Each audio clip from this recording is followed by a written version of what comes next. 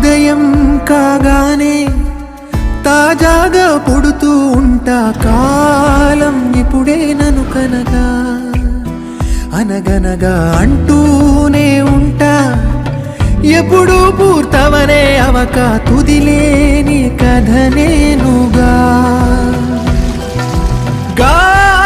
గాలివాటంలాగా ఆగే అలవాటే లేక కాలు నిలవదు ఏ చోట, నిలకడగా ఏ చిరునామా లేక ఏ బదులు పొందని లేక ఎందుకు వేస్తోందో కేక, మౌనంగా నా